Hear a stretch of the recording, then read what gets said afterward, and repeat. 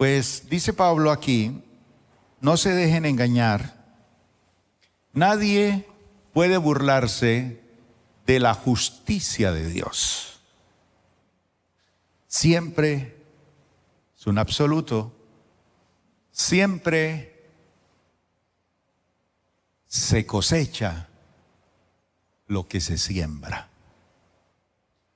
Los que viven solo para satisfacer los deseos de su propia naturaleza pecaminosa, cosecharán de esa naturaleza dos cosas: destrucción y muerte. Pero los que viven para agradar al Espíritu, del Espíritu cosecharán una sola cosa: vida eterna. Así que no nos cansemos de hacer el bien. A su debido tiempo cosecharemos numerosas bendiciones si no nos damos por vencidos. El tema que quiero tratar hoy con este pasaje lo he titulado Sembrando semillas de precisión. Y algunos de ustedes se preguntarán, ¿qué es eso? Semillas de precisión. Yo recuerdo cuando era niño, en mis vacaciones, solía ir con mi madre a la finca de mis abuelos. Y pasar la experiencia con ellos era una experiencia muy linda. Entonces yo estaba allí más o menos un mes, casi 2 meses. Pero para mí era una experiencia bonita estar allí en la finca porque era otro ambiente. Porque mi ambiente en la capital era estudiar y yo estaba en un internado. Así que salir durante esos 2 o 3 meses era una oportunidad muy deliciosa para mí. Pero lo que más me impactaba era ese cambio de ambiente, porque era un ambiente de campo donde se sembraba y se cosechaba. El cultivo de la tierra es otra historia. Y a mí me gustaba estar al lado de mis abuelos y mis tíos, aprendiendo todo ese proceso de la siembra y la cosecha. Y aprendí muchas cosas con ellos. Yo no entendía por qué me gustaba eso, por qué me llamaba la atención, pero después, con el tiempo me di cuenta que al conocer la palabra de Dios y conocer el Evangelio y aprender el principio de que hay que sembrar la palabra de Dios también, que es una semilla que da vida eterna, pues eso me sirvió con el tiempo para valorar la importancia de sembrar la preciosa semilla del Evangelio. Así que yo pasaba mucho tiempo con ellos aprendiendo todo el proceso de sembrar la semilla, los cuidados que había que tener, y luego cuando empezaba a crecer la matica, las fumigadas y todo ese proceso para limpiar la maleza que iba saliendo alrededor de la mata y los bichos que aparecen allí para comerse en la plantica. Así que cuando usted se come un tomatico, no se imagina la lucha que tuvo el agricultor para preservar ese tomatico para que llegue allí a su nevera. Cualquier alimento tiene un proceso. Sembrar y cosechar no es fácil.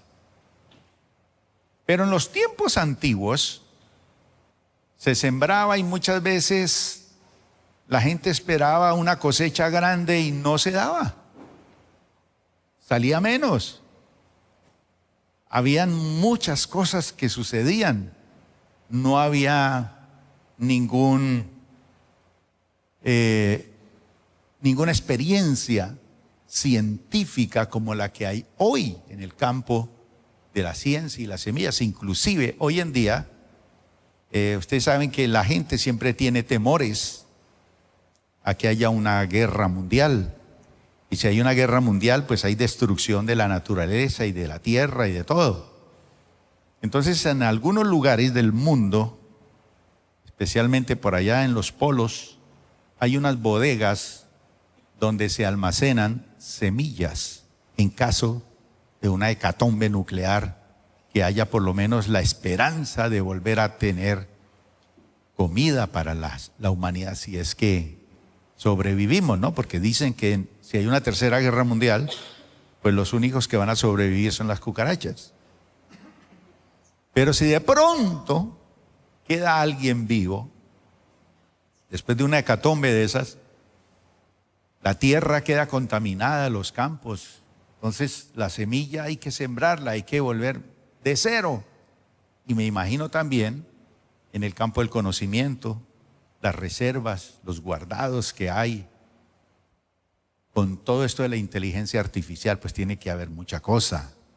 Ya no sucede lo mismo que en la biblioteca de Alejandría, que estaba todo el conocimiento del mundo y hubo un incendio, quemaron la biblioteca y se quemó el conocimiento y se atrasó el conocimiento y la ciencia del mundo. Pero en estos lugares donde se guardan estas semillas, y hoy en día, pues ya la tecnología, la ciencia, ha elaborado muchos estudios para que la gente que siembra tenga buenos resultados. Entonces ya se ha experimentado con profundidad, con amplitud, con el cuidado de las semillas, con todos los procedimientos, con el fin de lograr óptimos resultados. Y cuando hablamos de óptimos resultados, pues pensamos en este fin de año, qué resultados hemos tenido este año, si han sido óptimos o no han sido óptimos. Le escribí en estos días a una persona cómo había sido este año para él y me decía, para mí fue muy, pero muy bueno. Fue una bendición. Y para otros que he hablado por ahí me han dicho, no, fue muy duro, muy difícil este año. Pero ustedes, los que vinieron hoy, les fue muy bien. ¿Sí o no? Un aplauso para el Señor por eso.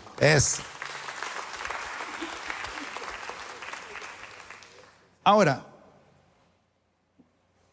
estaba leyendo un artículo que me llamó mucho la atención, porque el artículo era acerca de las semillas de precisión. ¿Y qué significa esto? Es decir, la ciencia y la tecnología ha buscado formas ahora de que las cosas que se siembren con precisión.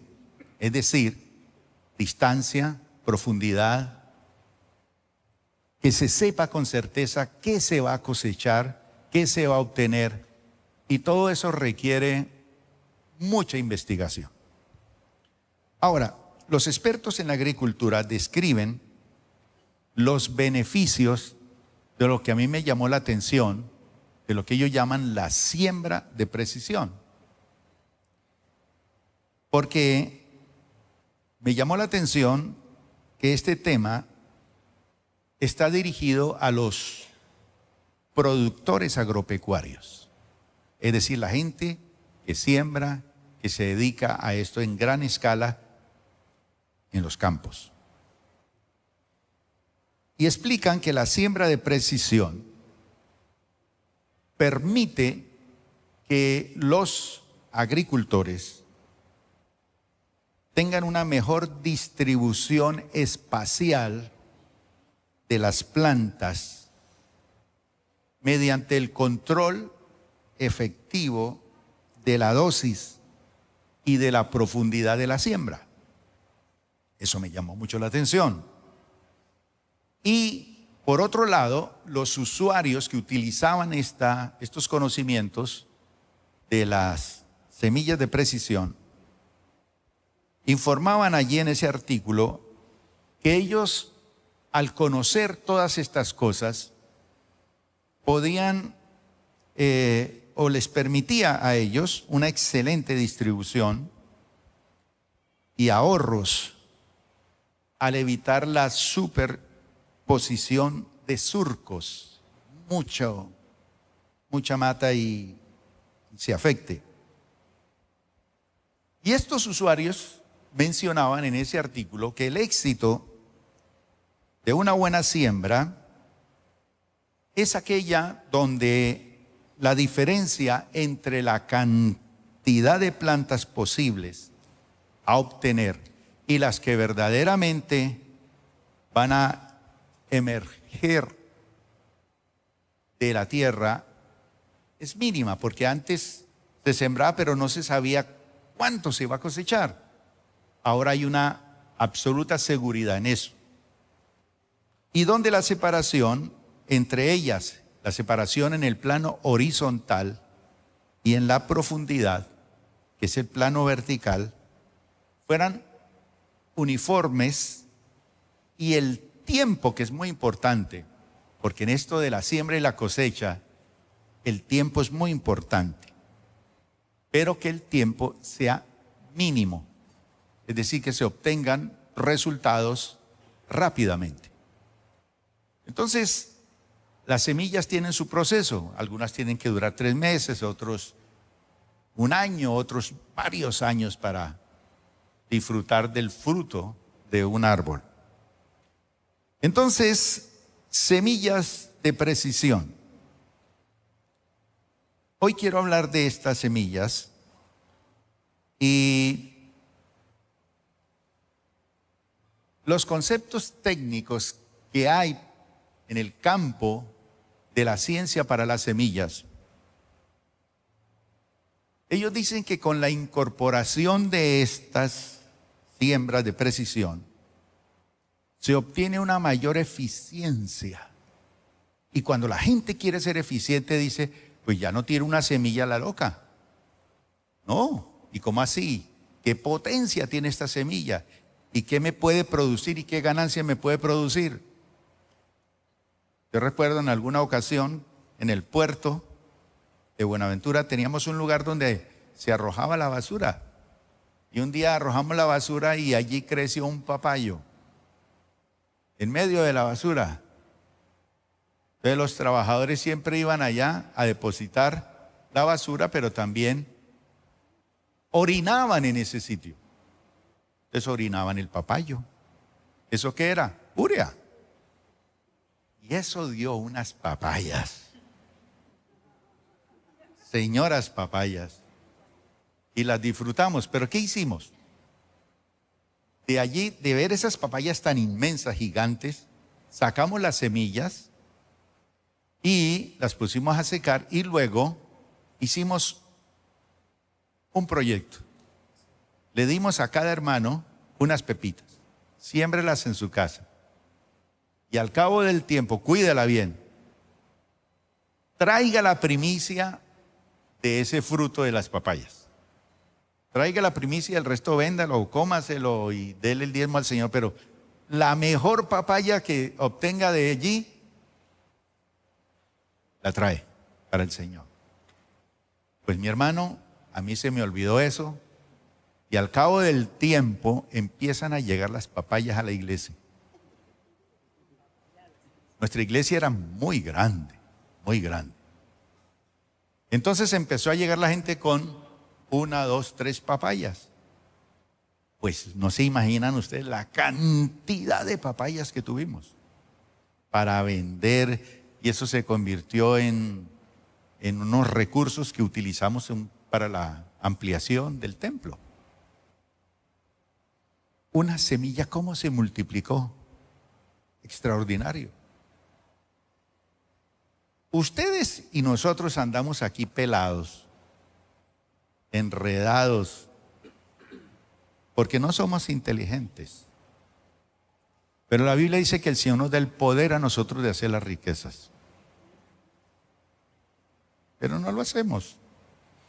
Estamos esperando ahí, no sé, que sucedan cosas, milagros, y no actuamos para que los milagros se realicen.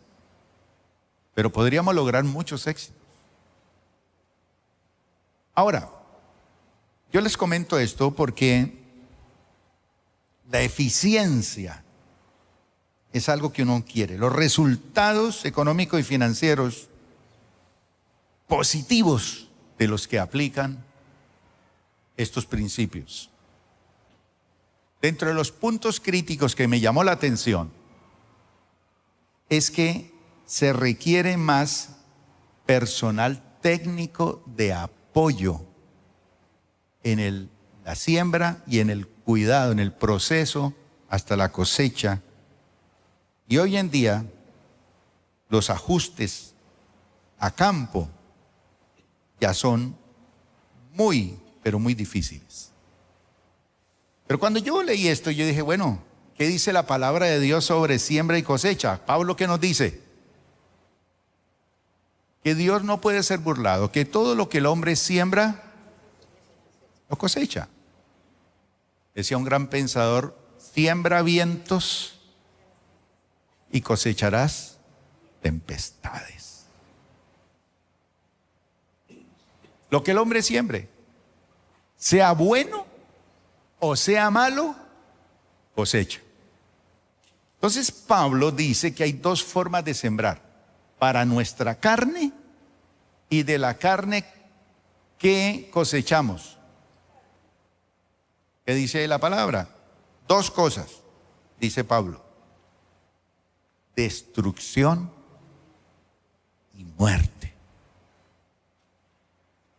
Destrucción.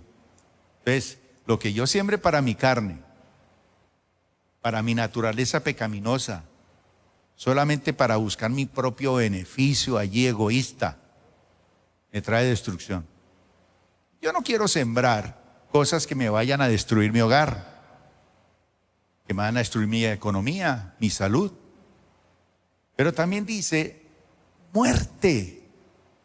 Sembrar uno, molerse, madrugar, acostarse tarde para matarse. Eso es como tonto. Pero eso es sembrar para la carne. Pero el que siembra para el espíritu, dice que segará vida eterna. Vida y eterna. La vida para nosotros tiene un tiempo, 70, 80 años. Tiempo. Pero el que siembra para el espíritu, siembra para vida eterna. Es decir, que nunca va a morir. Puede morir físicamente, pero espiritualmente no. Entonces, hoy quiero hablarles de unas semillas de precisión para que las sembremos. ¿Estamos listos? Va la primera. Esta la encontramos en el versículo 2 del capítulo 2 de Segunda de Corintios. Y vamos a hablar de unas semillas de precisión, es decir, no fallan. Si usted no las ha sembrado, por lo menos ahora va a decir, yo tengo esa semilla ya en ese frasquito y no la pongo en acción. ¿Cuántos de ustedes les gusta hablarle a Dios? ¿Cómo le habla uno a Dios? A través de la oración. ¿Y cuántos les gusta que Dios les hable? ¿Cómo nos habla Dios? Cuando usted lee la palabra de Dios. Y si la lee en voz alta, pues la oye en voz alta. Pues bien, cuando usted tiene las escrituras, no la lee, pues no oye los beneficios de esas semillas de precisión. Y a lo mejor las tiene usted allá en un frasquito, en su biblioteca, en su oficina, y no la siembra. La semilla está allí. Potencialmente tiene todo allí para multiplicarse, para dar resultados. Pero dice la palabra que si el grano de trigo no cae a la tierra y muere, no lleva fruto. Hay que enterrarla, sembrarla. ¿Y el crecimiento quién lo da? Dios. El problema es que esas semillas de precisión, usted las tiene muy, muy bien cuidadas, las conoce y las tiene en un frasco. O no las conoce, porque no lee la Biblia. Pero vamos a ver cómo la palabra del Señor nos habla de estas semillas. Vamos con la primera. 2 Corintios capítulo 2, versículo 2. Dice, pues, si yo les causo tristeza, dice Pablo. ¿Quién de ustedes alguna vez alguien le ha causado tristeza? ¿Alguien que se murió? ¿Alguien que se fue? ¿Alguien que hizo algo que le ofendió? ¿O algo que le pasó? En el caso de Pablo, él dice, yo los estoy animando, les estoy exhortando, les escribí una carta corrigiéndoles cosas que ustedes no estaban haciendo bien. Y yo no lo hice para causarles tristeza, aunque algunos de ustedes dijeron que yo era muy duro en las cartas, pero que era una gallina cuando estaba presente.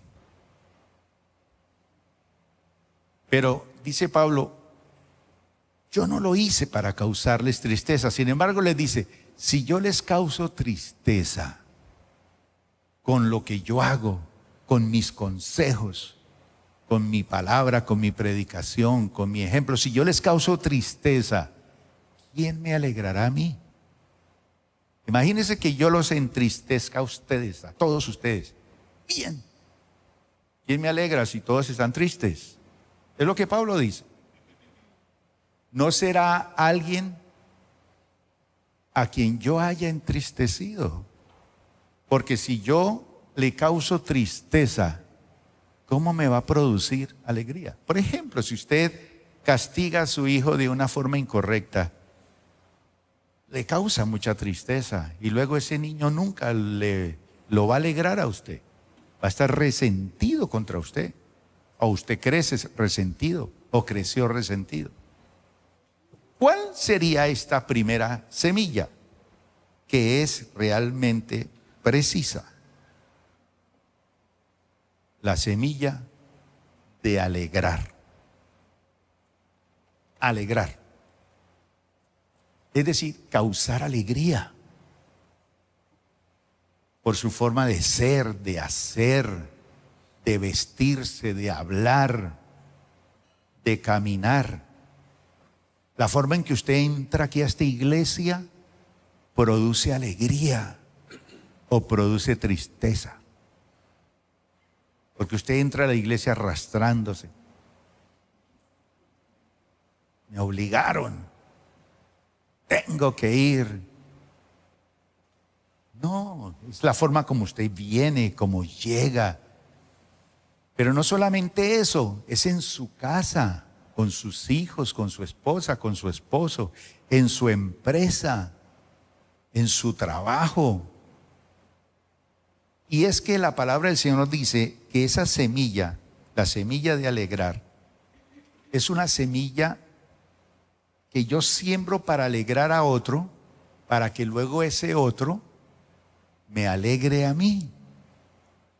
Y a veces decimos, pero es que mis hijos no me producen ninguna alegría. La esposa le dice, usted no me produce a mí nada de alegría.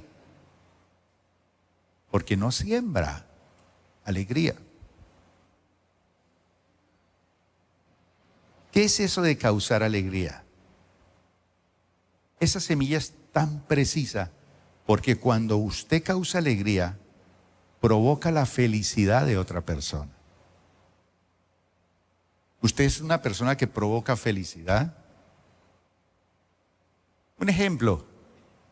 Uy, la noticia que usted me dio me alegró el día. Pero hay gente que desde que se levanta, intoxica el día. Pero otros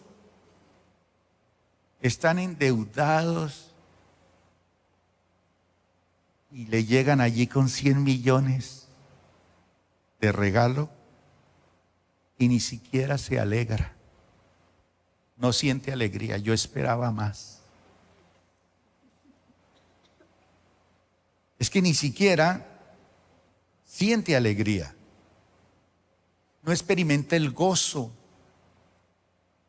O sea, se le está dando, se le está abrazando. Un frío. Si usted no siembra alegría, no va a cosecharla. Por eso es una semilla de precisión. Cuando se alegra usted que alguien haya venido a su casa, me produce alegría. Embellecer, por ejemplo, darle un aspecto más agradable o animado a algo, una pintura diferente.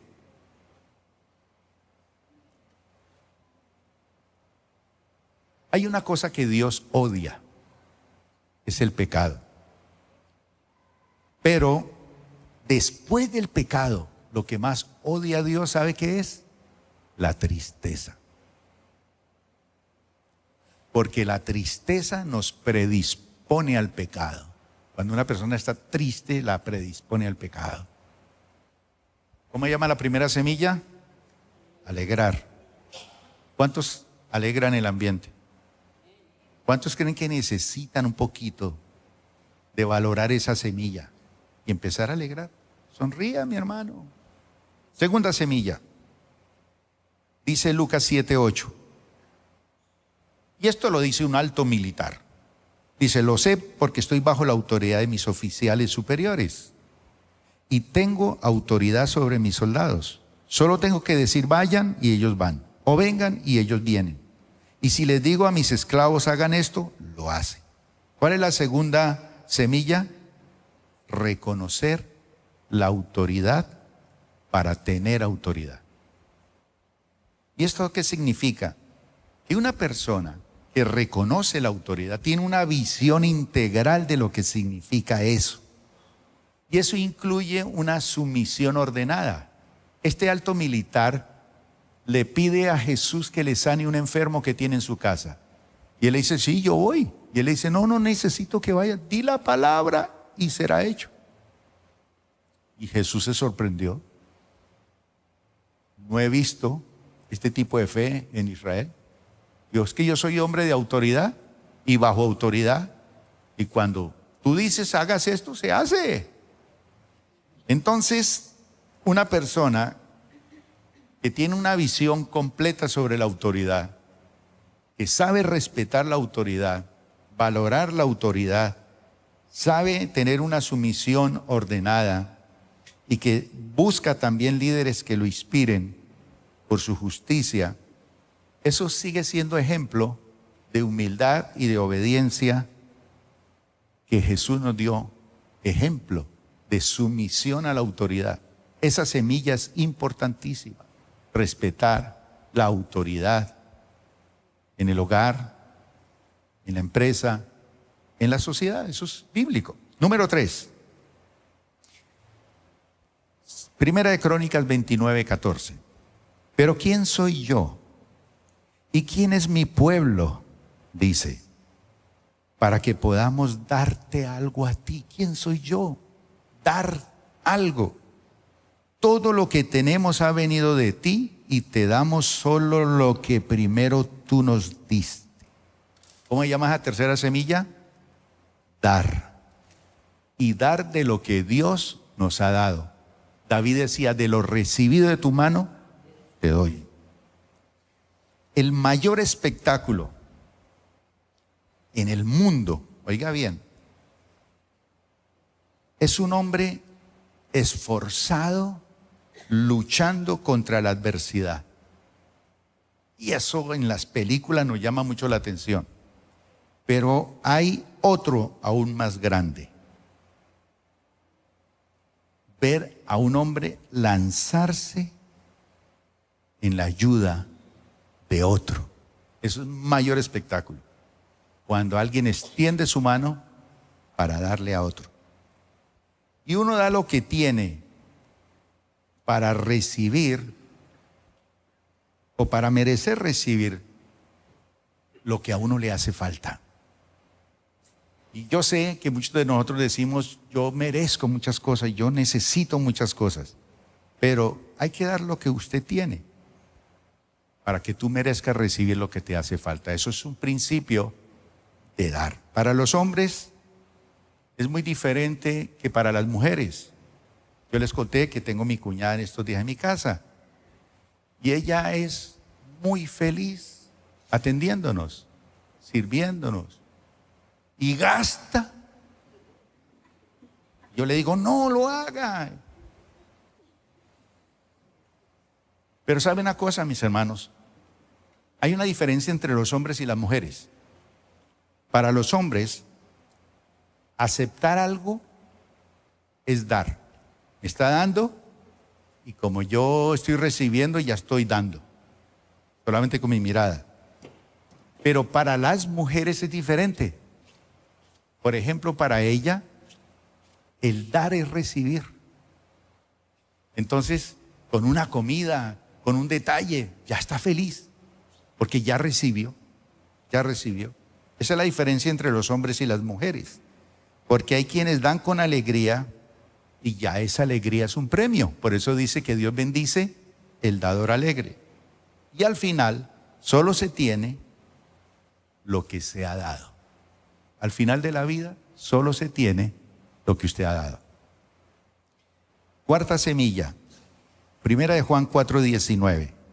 Nos amamos unos a otros porque Él, ¿qué hizo? Nos amó primero. Semilla efectiva, de precisión, amar. Porque si usted ama, es amado. Y sabe una cosa, mis hermanos, nosotros aprendemos a amar no cuando encontramos a la persona perfecta, sino cuando nosotros llegamos a ver de manera perfecta a una persona imperfecta. Eso es amor. Eso es amor. No, yo estoy esperando la mujer perfecta para amarla. No, le llegó ahí con un ojo, con un solo pie. Pero cuando usted empieza a verla, a ella, de una manera perfecta, ya empezó a aprender a amar. Y el amor ágape es el único que nos cambia la percepción de las cosas. Y esta se logra cuando conocemos el amor del Señor Jesús. Es la única manera. Así que la persona que te merece, a la que tú le debes, es aquella que teniendo la libertad de hacer lo que quiere, te elige a ti en todo momento. ¿Quién es ese? Dios. Démosle un aplauso a Él. Quinta semilla. Mateo 6:12. Y perdónanos nuestros pecados, así como nosotros hemos perdonado a los que pecan contra nosotros. Quinta semilla, perdonar. Y es que esta semilla es tan efectiva, mis hermanos, tan precisa, porque el perdón es un acto de fortaleza y de liberación personal. No es una debilidad. El perdón sana el alma, amplía nuestro futuro, encuentra paz interior y nos liberamos del pasado y del resentimiento. El perdón genuino no niega la ira, sino que la mira de frente. Eso es el perdón. El famoso Martin Luther King decía que quien carece del poder de perdonar, carece del poder de amar. Hay algo bueno en el peor de nosotros y hay algo malo en el mejor de nosotros. Perdonar o no perdonar. Sexta semilla, Génesis 12:2. Haré de ti una gran nación, te bendeciré y te haré famoso y serás una bendición para otros. ¿Cuál es esta semilla? Bendecir para ser bendecidos. Dios nos bendice, ¿para qué? Para que seamos una bendición.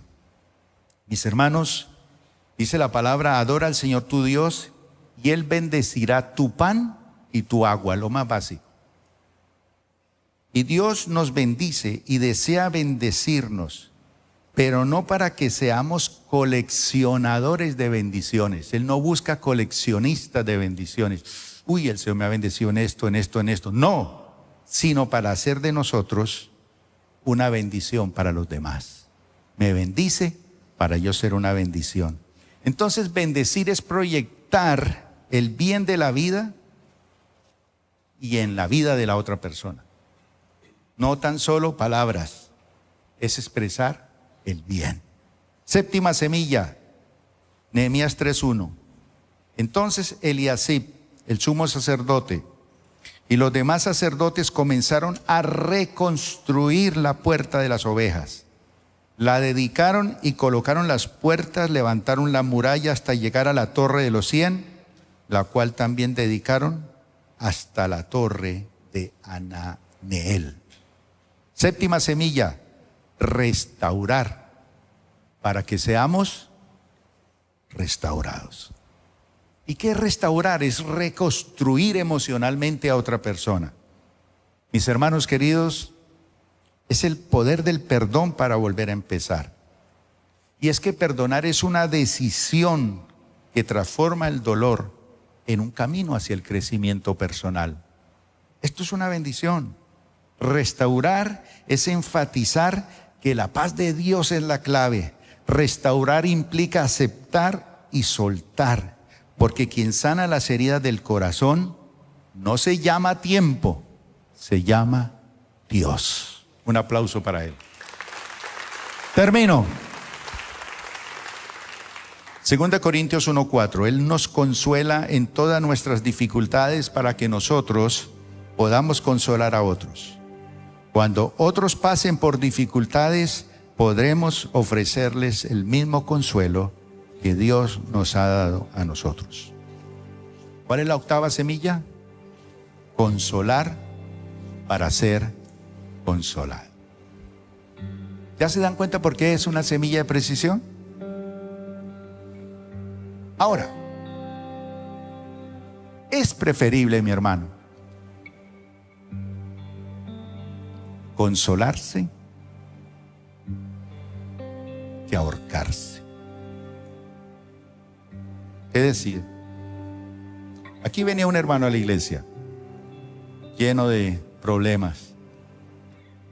Fue al encuentro, el Señor lo sanó, lo liberó, hizo cosas muy lindas, pero él tuvo una experiencia en su vida muy dura que lo dejó bloqueado. Y él me decía: pastor, yo no quiero vivir más, yo me quiero quitar la vida. Yo lo animaba y le decía. Y un día me dice: ¿sabe qué, pastor? Yo tengo una nevera muy linda en mi casa, portátil, se la quiero regalar. Y vaya rápido, porque si no, la pierde. ¿Cómo así que la pierdo? Es que me voy a quitar la vida. Y yo lo miré, le dije: bueno, está bien, voy a ir. Y fui y me dio la nevera. Al otro día se ahorcó. Se quitó la vida. Y yo le decía: es mejor consolarse con conocer al Señor y disfrutar. Perdiste todo en el pasado, ya. Es preferible eso que ahorcarse, pero él dijo: no, es mejor ahorcarme, y se ahorcó. Así que, mi hermano, yo sé que algunos de ustedes necesitan llorar. Si usted necesita llorar, hazlo, pero no te quedes mucho tiempo en esa experiencia. Hay gente que se queda 20, 30, 40 y 50 años llorando. No llore, quiere llorar, llore pues, pero no se quede mucho tiempo. Una gran mujer dijo estas palabras: no pienso en toda la miseria, sino en toda la belleza que aún permanece. Ana Frank.